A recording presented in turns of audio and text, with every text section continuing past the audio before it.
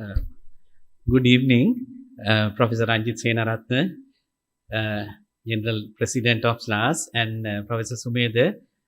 Thank you for that kind introduction, and all the committee members and members of SLAAS, and also all those who are participating in this presentation today in person, and also those who are um, uh, joining online. When I was asked to speak on the transdisciplinary approach of Sarvodaya or in community development, I wasn't very clear whether we have something very scientific or evidence based to present. But I took the challenge and I did quite a bit of work to look at our own work, how transdisciplinary it has been.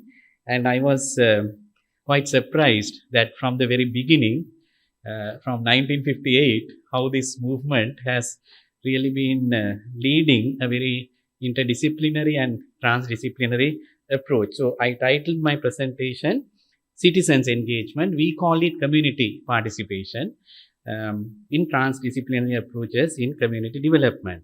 So I'll start with some working definitions because though I also have an academic background, I really look at the practical definitions when I in my work and also in my presentations. Then I will take a little time to introduce the Sarvodaya model of development because that's important for me to present the transdisciplinary approach of Sarvodaya, and also I'll explain some of the tools that are used and also the experience gained in the flow of my presentation, and some of the lessons learned and conclusions in what could be the future given the crisis that we are facing today, because I want this to be connected to the current reality of our country.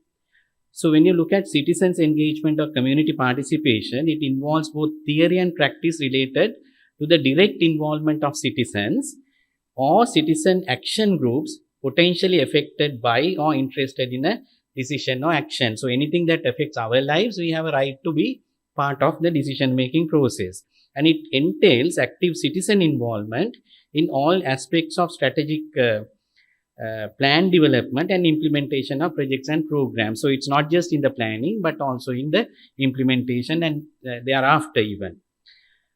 So when you look at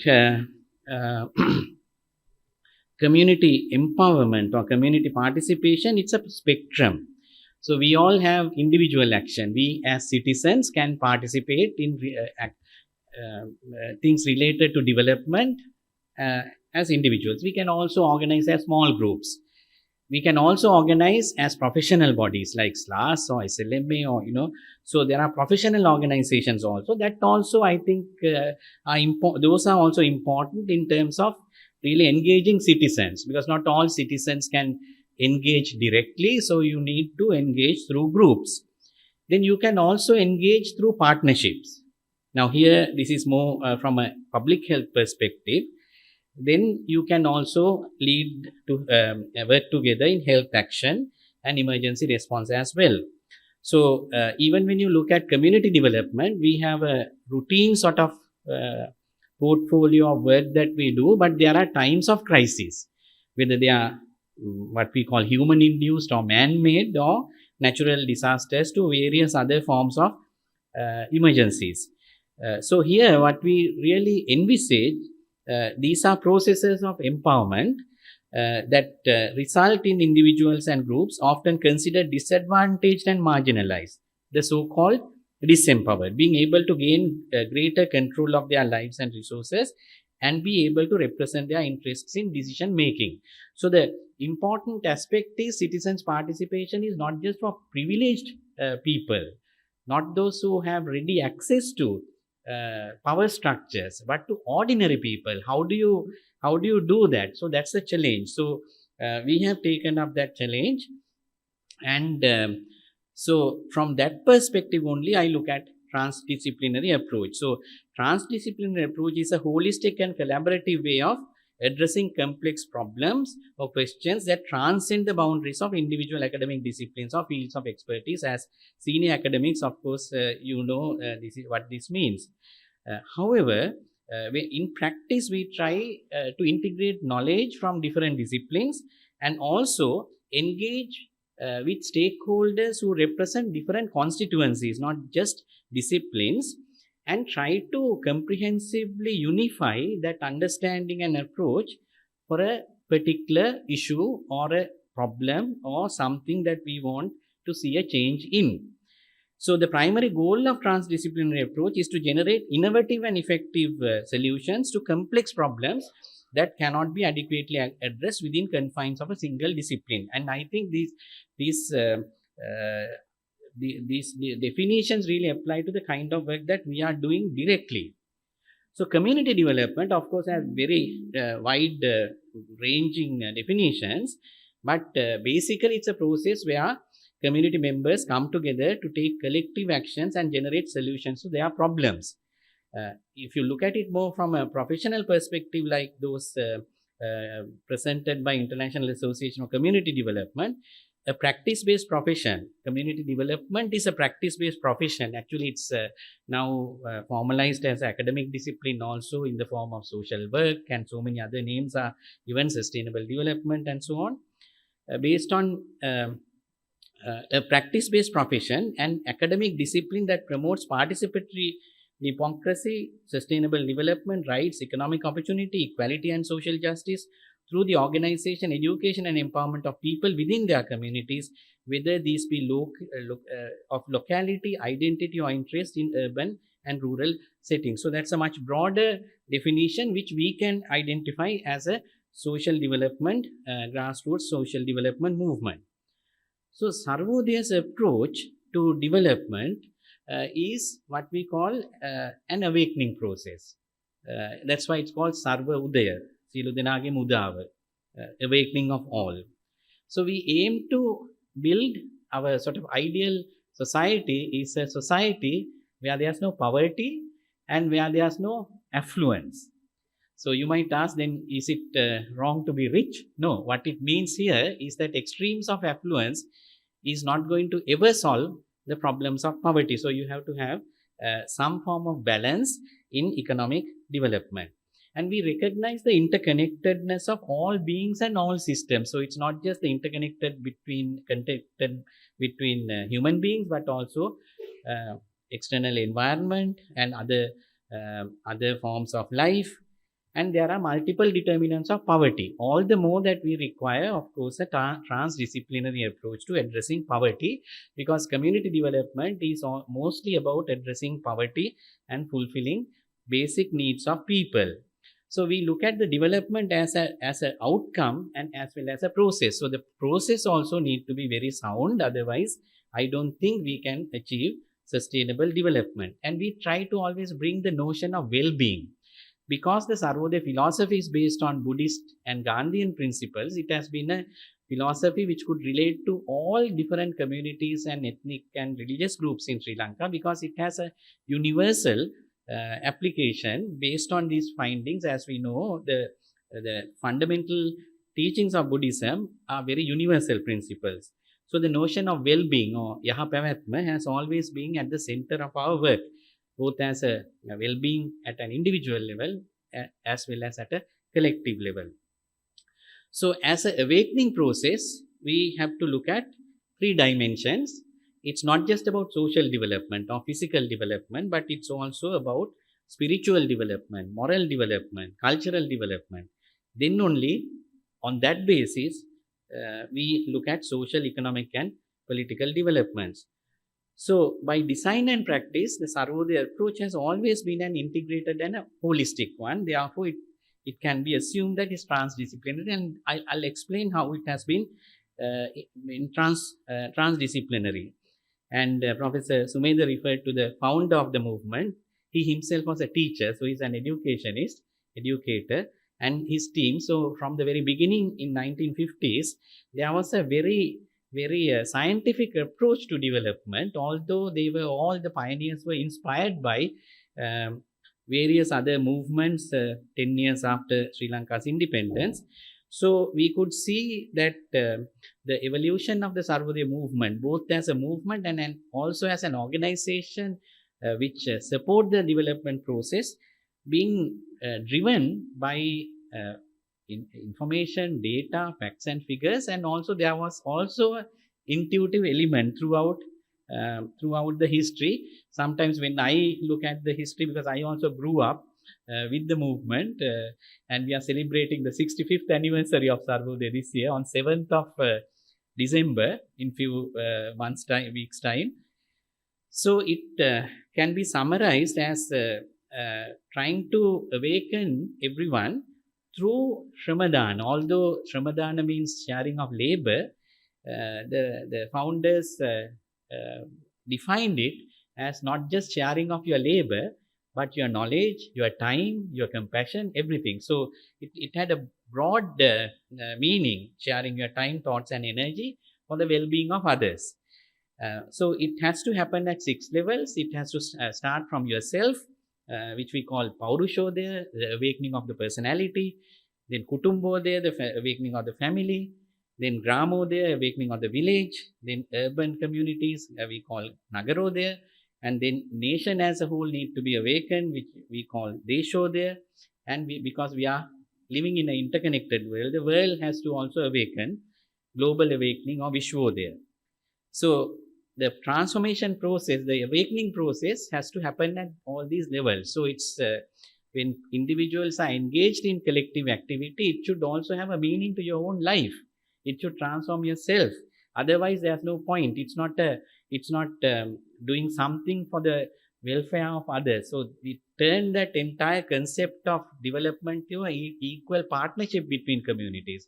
It's not the well-off going and serving the disadvantaged communities and trying to uplift them. Of course that happens, but by uplifting others, you also uplift yourself spiritually. So that has been the core, at the core of Sarvodaya philosophy. So the strategy was very simple. In the 1960s, he was a teacher at Nalanda College, and there were a lot of teachers who thought that the students who got some education within the confines of the classrooms was not enough. It's not the real education. They need to see the reality of the villages of our country. So they were taken to a village called Kanatulua in Kurunegala district. That time it was considered as a low caste village, and even the women were not allowed to wear a top. And that was the time that the students, the first generation of students or the first generation of leaders were exposed to that kind of situation. So it was a transformative experience for those students who came from middle class families studying at Nalanda College. So the philosophy was like, you can change yourself, you can change the situation in your own village. So this was 10 years after independence. So everyone was expecting, because the education was free, healthcare was free. So everything else related to their basic needs, there was a mindset that the state or the government should address all these needs. So this was a new concept. Now we can do things on our own. Although there have been community-based organizations, self-help movement, but basically for certain things like infrastructure, they always waited until the government came and did that for them. So that time, the roads, the access roads were not there to the villages. So road building, those kind of working together to build a road was very, very attractive. And there was like so much people who were willing to come and contribute to physical work. So it was simply to spread the philosophy and support those who pick up that philosophy. So that's how it started, and all the sophisticated programs and support systems and institutions that Sarvodaya generated were based on that simple principle. So initially, the first 10 years or 20 years, it was known as a road building movement. And it was, we build the road builds us. So people come together, camp together for sometimes 3-4 days to 2 weeks. And students from Colombo schools used to go and start working. So it was a process where you try to achieve a physical objective of constructing a road, but then it was done in a scientific way. How much labor would you require? How many people need to work on which kind of activities to construct this, and how to feed them and how to accommodate them in the night. All those things were planned. So it was really not a simple Shramadana camp as such, but it brought in lot of techniques and tools of community mobilization. Then after working for 8 hours in the evening, it's an educational hour where people sit and exchange ideas, discuss about the problems in the village. So that was really, if you look at the principles of planning and implementation, even in the modern time, those basic principles of practice 60 years ago. So it was, you can see now we have an archive. Those of you who are interested can see our museum. Even the first Shramadana camp guideline, it was we called cyclo-style at that time, Ronio. It's still there. And we have the Ronio machine, the first Ronio machine, and the wheelbarrow and everything now preserved in our museum. So it is very fascinating. Now, our children wouldn't have even seen some of these machines. So, so since 1958, the movement has come a long way. And today, it is a movement consisting of large number of organizations which are also incorporated under different laws of the country, because they are specializing in different areas. We have a finance company which is called the Sarvodaya Development Finance. It's unique that it's a finance company which is owned by a charity. Majority shareholding is by charity, by the main organization Sarvodaya, and the village organizations which have reached a certain level of development, which I'm going to describe. So from this humble beginning, it has come a long way to become a approved charity and then legally incorporated by an act of parliament. So out of the 38,000 odd villages in Sri Lanka, over the years, it has reached about 15,000 villages. Some villages, of course, it would have been a one-off activity to fulfill some basic need, but in about 5,000 villages, it has been able to incorporate village level societies legally. So this 65 years of Sarvodaya existence, if you look at, because it's important for the transdisciplinary sort of this story I'm going to share with you. So the first nearly 20 years, the movement didn't receive any form of financial assistance from any donor organization. It was all local resource based. People donated their time, resources, material. Some local philanthropists donated money to buy equipment and things like that. Then we had a phase of organic growth where donors who believed in this kind of vision supported, and they were really partnerships up until 1980s. Then in the 80s, there was a technical growth where there was like specialization of programs. They were related to community infrastructure building or microfinance. So there were specialized areas which are supported by different donors. And actually, we created the dependency, which was really detrimental to the organization. So in the 1998, we faced a bit of a crisis. Though Sarvodaya's the base was not affected, it was very intact, and there was a war which was going on. Sarvodaya was at the forefront of relief and rehabilitation, doing reconciliation work, peace building work. But the organization had serious problems of sustaining staff and all that. So we restructured, because that is also a unique feature of Sarvodaya. It has always been adaptive to changing conditions. So we tried to return to volunteer base, rationalize the infrastructure, and then also started generating resources from within the organization. Although we have had from the 1970s export business of village products, even now we have large numbers of handicraft and things like that which we produce, and some are now sold online from Kapruka to now we are trying to sell them in US also. So there were streams of income from resources generated from within the organization. We thought that there are a lot of potential for what we call social entrepreneurship. So we produced the best preschool educational toys in Sri Lanka, very scientifically designed with advice from psychologists. So those were really now given more priority than relying on donor support, at least for our operational purposes. So by the time we celebrated our 50th anniversary, it was a different organization. We brought in these new ideas and then concentrated on at that time after the war, the what we call national reawakening, more on working at the national level. So that's a glimpse of the journey it has traversed. I'm giving this background as to so that we can move on to this transdisciplinary approach. So the purpose of the organization can be articulated this way: to build a just, sustainable, and compassionate social order that fulfills the basic human needs of the community through individual and collective awakening.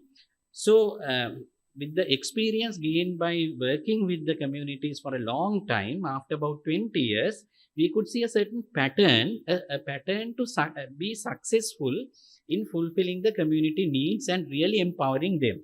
So that was put into a process or a model called the 5-stage village development process. So it's known as the village development as a continuing or graduation process. The first stage is what we call the psychological infrastructure development. So all what we did through Ramadana camps and having community discussions and engagement with the communities, community mobilization, Sajeevikarana, was to build that psychological infrastructure before you start building social and physical infrastructure. Then once the village is or the community is ready to go to the next step of really organizing themselves a little bit more formally, as youth groups, mothers groups, farmers groups, and so on, we support them. We select the best of potential community leaders and we train them. Give them maybe sometimes at the beginning it was like 2 weeks, starting with 2 weeks community leadership training programs to then 3 months residential training programs. So this was in the 70s, 80s, and the 90s. And then once they return to their village, they are able to organize the community in a much more systematic way. And at the third stage, formation of a society. So we have the society's ordinance in Sri Lanka, Samiti Ajna Panata, and a society which is now ready to be registered with the constitution. It is a common constitution that we have introduced, and is very revolutionary, because until that time there were, of course, Grama Samvardhana Samiti, Mahila Samiti, all those were there, but there wasn't a community organization model that combines spiritual, moral, cultural, economic, social together. So it's a very unique community based organization. So we got at that time in the 1980s special permission. You have to register, the register of companies actually control in the sense that they are the authority to check the compliance, and it was very successful. So once you have a legal entity, then that is really one step of empowerment. So we call them Sarvodaya Shramadana Society of that particular village. They use the term Sarvodaya because they share the vision, this particular approach to development they believe in. However, they are independent, and even as the president of the main organization, I can't give a directive to them. They are independent and they are accountable to their membership. So once you are an incorporated body, you can open a bank account, you can enter into contracts with other organizations. So it was a revolutionary idea that came into practice, and hundreds and thousands of societies which were reaching this third level of development got registered. Then only we start income and employment generation activities. There are, of course, different models of community development, where some civil society or non-governmental organizations enter a community with economic activities, saying that we will empower economically, because that's the main problem. They are poverty stricken, so we don't believe in that. We think that you have to have a strong foundation where people come together, understand their problems in a systematic way, and then plan the satisfaction of what we call basic human needs. Then only they go into economic activities. Then you are able to fulfill the basic needs and then be self-sufficient. This process may take anything between 3 years to 5 years or more. Some villages might reach this level and go down. That is natural, because development process is a very dynamic thing. And so finally, we believe that they should be able to be what we call a Gram Swaraj, a self-governing village. In our constitution, we don't have provision for village level self-governing bodies, whereas in India, panchayat system is that, where they have by the constitution, there's a provision for a fourth layer of governance. We have only three layers: the parliament, provincial, and the local government. So we also believe that we need a fourth layer of governance in Sri Lanka. So we have identified these 10 basic human needs to be fulfilled in a community, and this is the journey that they take. So we have helped through donor support and so many other contributions, providing safe drinking water to thousands of communities. But there is also a community contribution. It's not that some donor will give and a contractor comes and fix the water scheme. No, it's all through Shramadana. There's a lot of community contribution. So these satisfaction of 10 basic human needs are done through Shramadana and through collective participation. And however, you can see that 10 basic human needs include satisfaction of spiritual and cultural needs as well. That dimension is so important to value, the human side of it. We are becoming very mechanical now with all the technology and all. We are losing values. Even in our professions, the ethical values are lost. The whole scandal about, this immunoglobulin import, unbelievable how our professionals can do that to our people, So I think these ethics have to start from from the preschool up, so that spiritual and cultural need satisfaction is important. So now, looking at this process, it doesn't happen automatically. You have to support this process. So we have a bit of a complex infrastructure to support the village graduation. So initially we have program units. Some of our senior staff are also here. The field operations division facilitates and monitors the process in the first 3 stages more. Then we have a unit that helps to register these societies with the registrar of companies and also help with compliance. Then we have a Sarvodaya Institute of Higher Learning, which is really designing programs for community leaders, which we now want to take it to a higher level. When we say Sarvodaya Institute of Higher Learning, it's not awarding higher degrees. It is deeper learning. It's not even called the education institute. It's higher means at a higher plane, deeper learning to fix the community problems. Then we have a technology development arm called Sarvodaya Fusion and a project division, where of course we need some support from donors as well to fulfill some of these basic needs in the villages. So it's and there are specialized organizations which are also supporting at different stages of the process of community development, and that is how we reach more or less the 15,000 communities that we are working in, what we call Gram Swaraj villages or pioneering villages. Co-villages are about 3,000, and to connect it to them, each one a cluster of villages. So total more or less we can reach 15,000 villages, and of course the organizational structure now has to comply with the legal requirements and management, business development, and so on. So now I will focus on how many interdisciplinary or transdisciplinary approach, how interdisciplinary and transdisciplinary approach is there. So in the first 3 stages of village development, we could see initially social sciences coming. A lot of training is required for community leaders. Then spirituality and religion is also there. So I tried to. That's why I said that I was learning myself how many disciplines were now involved in this process. And then social work, community development, child psychology, child development, community health, because at these stages only we start a preschool and then have mothers groups and all those things. Then appropriate technology. So we have a technology promotion unit, or what we call the engineering unit, which is giving advice on water supply and sanitation, and also small community infrastructure, how to develop, how to construct bridges and things like that. Early child development and care, law, information communication technology, water and sanitation, adult education, and what we call development education. Entire process of our education has been development education.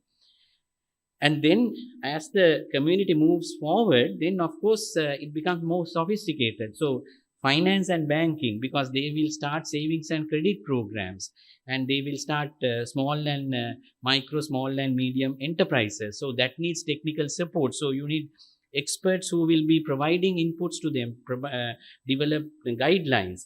And then organizational development and management. Now some of these societies are very they are functioning at a high level with lot of turnover in terms of their businesses, loan portfolio, savings and all that. So you need a higher level of organizational management skills.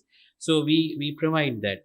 Then engineering, agriculture and biotechnology. We have also developed certain technologies like microorganisms, what we call effective microorganisms, EM. It's a technology developed by a Japanese professor in agriculture. Then arts and culture, gender and women's development, peace and conflict resolution, political science and governance, because last few years we have been involved very much in work related to proper governance, devolution of power, and recently on anti-corruption, right to information act and so on. So there has been new initiatives which really required specialist knowledge. Now all those expertise is not there within our organization, maybe not even 1/3 of the expertise within the organization, but we have created mechanisms where we partner. So transdisciplinary approach is possible only if you can partner, and partnership building is also a art and a science, and sometimes we don't have that culture of partnerships. So here now we move on to say like disaster risk reduction and management. Last 48 hours our teams are in Matara with boats. They have been trained. They are volunteers with the Lifesavers Association of Sri Lanka, and we work in collaboration because some of these resources we don't have. So we provide manpower or train youth, and they provide the equipment. And so we have to build that capacity to work together. Then climate change is also an important aspect where we have to educate the communities, because the same villages that we work with, on one side they are facing a drought. So right now, even though there's a lot of rain in the south, in Anuradhapura, Polonnaruwa, there's almost a drought.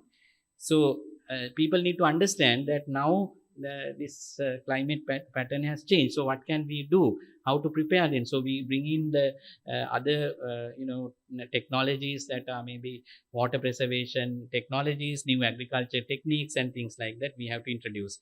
Public health, biodiversity and environment, hospitality and tourism. We are now in a big way going into community tourism, ecotourism, renewable energy. So in the 1980s and 90s, we were the ones who introduced solar technology to the rural villages, because at that time the national grid didn't reach more than 60% of our population, but later of course it dramatically increased. So there are nearly 30 different specialities or disciplines that are coming together to facilitate this process. Now here the expertise come through volunteers most of the time, who serve village level or district level fora and committees. And because we have an extensive infrastructure throughout the country, with more than 5,400 registered village societies, we have a permanent district center in all the districts in Sri Lanka, 25 districts, and development education institutes where they have where we have residential facilities to train people, sometimes small groups like 30 to even places like Batiklo and Trincomalee, we can have about 200 residential training for 200 people. So then we have the legally independent organizations which are specializing in different subjects. So the boards of these organizations have experts from different disciplines coming and serving at that level. So from the grassroots level, volunteers, and sometimes of course we have to make payments, professional payments, and obtain services, but it also depends on the character of the individuals, because character means that they should be more open to also listen to the village people, learn from them as well, not just saying that I have the fix for your problem in the village. So that is what I think Professor Ariyaratne has been supporting, community science. Now, community science is so important, and now we are linked to the American Geophysical Union, where they have come up with this model of community science and scientists being connected to find solutions collectively with the village people and the indigenous knowledge. Because sometimes we have seen that some of these indigenous practices are very, very scientific, and although some may not be directly applicable to some of the problems that we face now. So this is the process that we have been promoting, and the result is why I would like to emphasize on one particular aspect. Transdisciplinary approach or this kind of process should lead to capital formation. That capital formation is not just financial capital. Now, of course, we have generated financial capital. Sarvodaya connected village societies have generated more than 3 billion rupees in savings, and they are controlling those their own savings. And it's a unique model. Of course, with the central bank regulations and so on, this model has got disrupted, and we had to come up with a different model. But it's not just the financial. More than the financial capital, it is what we call the spiritual capital. We promote meditation, mindfulness, that leads to harmony. We work with all different communities in the country, Sinhala, Tamil, Muslim. So how do you value that when there are tensions in an area? If we see that Sarvodaya communities somehow don't spread that violence, they sometimes serve as firewalls for ethnic strife. So we have seen that it's such an important social capital that we have built, and relationship building, social cohesion, ethnic harmony, and protection of vulnerable sections of the population, even in the times of crisis. That has been a very great achievement of the movement, and that was a result of this kind of integrated, holistic, multidisciplinary, interdisciplinary or transdisciplinary approach. Then, of course, you can measure. It's very difficult to measure non-financial social capital. You can't quantify directly, but financial you can. But we think that it's also important to look at social capital that we are building. So some salient features, if you look at this whole process, is now that there has been an integration of disciplines. That is clear. Then you look at it from a holistic perspective. So we work together in teams, giving that, okay, if I am looking at the more sort of technological aspects, what are the social implications? How would it lead to if I am promoting social media or teaching the children social media? How to protect them? How can online safety be guaranteed? That should come from a social science point of view. So this has to go together. So interdisciplinary collaboration we have promoted. So we have connected some of our programs with the academics. We are doing research also, applied research with academic departments. But we have certain principles. The community needs to also benefit from the research directly. Otherwise, it's not fair, because we get our masters and PhDs collect data from people, but they are really not getting benefited at the end. So we have to change that culture. And engagement of all stakeholders. So we have created platforms and we can mobilize people in very quick time. We can reach communities. Now our infrastructure is so extensive that we are proud to say that within 3 to 5 hours, we can deliver any message or anything to a household in Sri Lanka with this infrastructure. Only the police and the intelligence has that capacity other than us. So, and also it is the practical application. It's not about theory. We have the freedom also to test out. That's why some of these our colleagues in the academia come and say, let's have this idea, let's try it. So as long as it's ethical, we are opening and we try out new techniques. So we have that flexibility. Problem and solution oriented. It's not just problem oriented, but it's focused on something. It's not just that you do something as a part-time, pastime, something. And the flexibility, adaptation, and innovation has to be also there in transdisciplinary work. Then most fundamental ethical considerations. I think you have to be mindful that what you are doing is at the end doing no harm. If at all, even if there's no benefit, you should not do any harm. So that's important.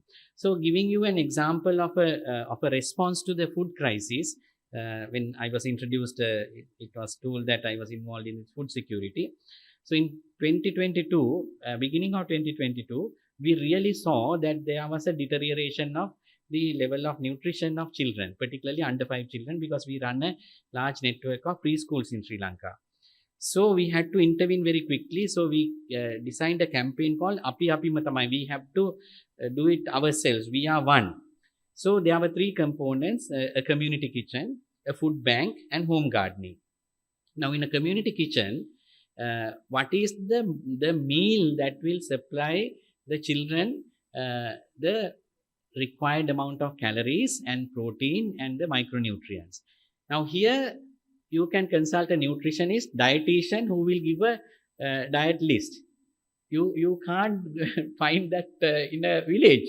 So how do you get a dietitian or a nutritionist who will understand in Anuradhapura, in a village in Padaviya, a menu for that particular preschool, right? And we did that. So that was how that the transdisciplinary approach came, and we had prepared for the 5 days that children attend. This is a combination of different, say, carbohydrate source. It may be rice or kadala or whatever. So it was very unique. So we were able to bring in that knowledge and also really monitor the weight of children over a period of time. And the nutrition data that came out last June, we are very happy to note that the areas where we had intervened, at least the level of malnutrition didn't deteriorate, or those who were in the red line had shifted, and at least we had a big impact. So community kitchens were run at preschools as well as, of course, generally in some of the villages. Then the food bank concept was to really donate food, at the same time take food. So even if you are a poor family which is growing something, and if you have excess of vegetables, you can deposit it at the food bank and take. And the home gardening, of course, to promote, and we were giving initially seeds that are appropriate for that particular geography. And this program was a real huge success. For more than 18 months now we have been doing this, and after our support, we have of course given some cash support, but they were able to sustain it with their own income later. So about 600 preschools are still continuing this model, and the food banks are also functioning now. Of course, some of these things are not there because of the acute phase is gone. So basically now where are we? So we started the crisis with the COVID-19, then the economic crisis. Now actually this is quite an old cartoon. It's it has been used by most academics, but now as we speak today, the climate change is directly impacting us. So in terms of the current situation in Sri Lanka, and with that I will stop. 7 million Sri Lankans are living in poverty, despite all what we had done, all the kind of grassroots level development work. We couldn't prevent this from happening, and it's a shame. 4 million Sri Lankans have fallen into poverty since 2019. So poverty has doubled, as you know, from about 13-14%. Even if you look at it from a income poverty perspective, but if you look at the multidimensional poverty index, it's even worse. And it has increased, poverty has increased in all 9 provinces in the country. So how did they cope with this? Also very interesting. We know that they reduced the portion sizes of the meals, then took fewer meals a day. If you had been taking 3 meals, now it's only 2 meals. If you took 2 meals, only one meal. Or the adults restricted the food consumption to allow the children to eat. I mean, these are all 10,000 household research. So how do you fix this? Now this is just 2 months old, right? So, and the impact of the disruption of the food chain, and also the schooling for children, school meal program is also not functioning in all schools now. And about 200 children have dropped out from school, and we know that it's going to have a big impact. So the need today in the country is to have a true local visionary leadership. When you say local, it's at the community level. We need change makers. We need activists. We need very passionate leaders who can change this situation and have an intergenerational connectivity. Now we have here also we have several generations represented. So we think sometimes let the young generation take over. It doesn't happen. One thing is the older generation still don't want to give up. No, we are occupying our positions and don't want to leave. And there's no grooming. Succession planning is unheard of in Sri Lanka in some institutions. So we have, but still, I think the intergenerational approach is important, and that is that it also brings in that transdisciplinary nature into finding solutions. So we have to find solutions to development problems of major societal concern now. The social implications of the economic crisis, if you look at, I mean, it's pretty scary.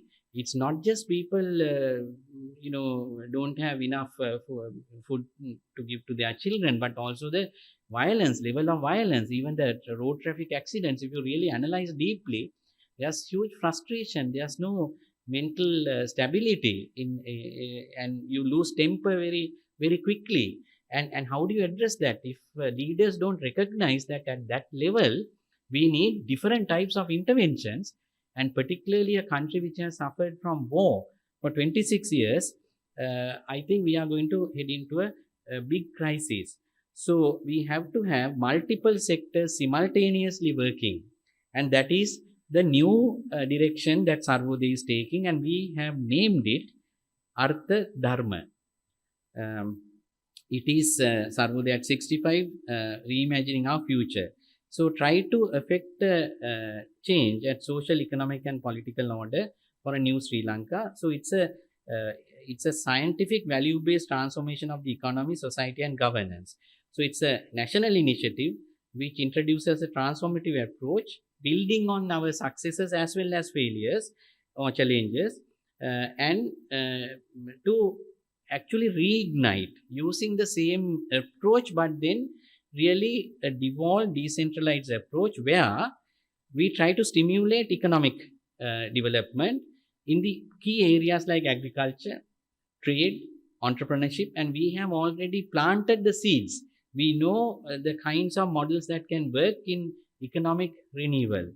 So we have to bring different disciplines here as well. So economic revival, renewal, transformation is one aspect. Then social, here social entrepreneurship. How can we have an entrepreneurial approach to fulfilling basic needs in our community? Then social protection is so important. Now the experience of Samurdhi and the transition to Aswasuma. I mean, we have a lot of lessons to learn now. A lot of people are left out of even the Aswasuma and some in the plantation sector. And it's a serious problem. It's about social justice as well. So how do we provide social protection beyond the social welfare scheme of cash transfer? Can we not look at new models? There's something called universal social protection, which can be provided to all the families who require with the same amount of GDP. It's already proven. Here we need to work with the economists, sociologists coming together, behavioral scientists, but we have to think anew. We can't just say, okay, we will clean up the lists. 22 criteria, the Aswasuma.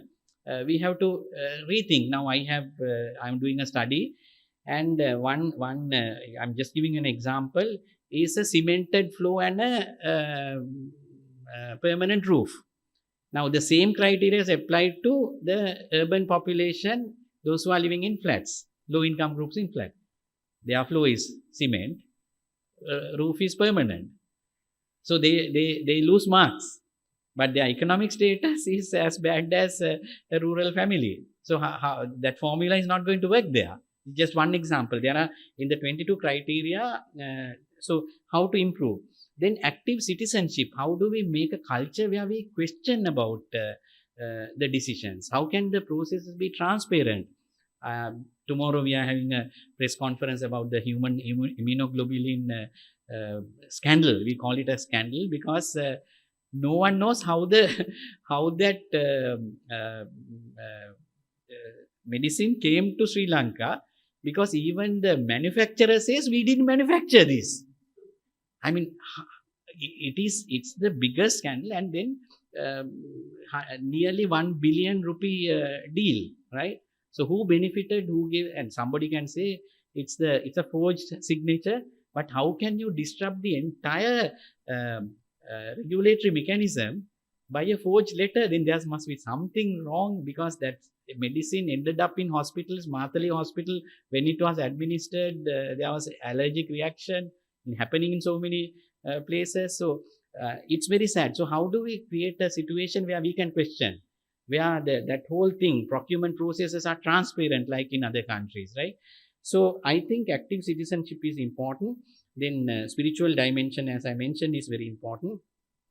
How do we promote good governance? Even the IMF report is very clear how some things are not really, shouldn't come from them. These are basic fundamental principles of justice. Corruption is kind of a way of life in Sri Lanka. How do you address that? So how to share power, concentration of power in one individual. Even in some of the regulatory authorities, the minister has the power to appoint, which should not be the case. And even if he or she has the powers, there is a way to do that, and it's not happening in Sri Lanka. So accountability is important. So to conclude, I think a transdisciplinary approach to solving community problems acknowledges that complex issues often require multifaceted solutions that address social, economic, environmental, and cultural factors as well. It empowers community members by involving them as active participants in the problem-solving process, and leverages the expertise of diverse stakeholders to create more inclusive and effective solutions. So that can only happen through a transdisciplinary approach. And then citizens' engagement in transdisciplinary approach to community development not only enhances the effectiveness and sustainability of initiatives, but also promotes a sense of ownership naturally and the empowerment among the community members.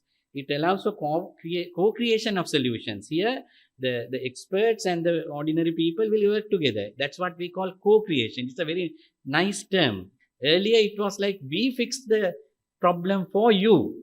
You have to be grateful to us or pay us. We have to change that. So in a transdisciplinary approach, we can be co-creative to find solutions, and the more responsive to local context and priorities. Here with technology, now you can map the mobile technology, and there are apps where what we call addressable information. We can only target that only that community receives this information. Say about landslides, for example. Not all villages in Sri Lanka should receive the alert. It should be only those areas, and you can really target to the household even now. So that can be done, and with the available technology. So ultimately leading to more inclusive and successful development outcomes. What is the future? So the future prospects are, we facilitate collaboration between community members and experts from various disciplines, including academia, government, and non-governmental organizations. This collaboration fosters innovative and well-informed solutions. So we are trying that in one village with 2 villages with the Science Popularization Committee of NSF, and we'll see how we can work together. So that's one example of collaboration, and I think there are many more opportunities for us to work together. So a transdisciplinary approach to solving community problems involves collaboration amongst diverse stakeholders, including community members, researchers, policymakers, and practitioners to address complex issues that affect the community. This approach has proven to integrate knowledge, expertise, and perspectives from various disciplines and sectors to develop holistic and sustainable solutions. Thank you.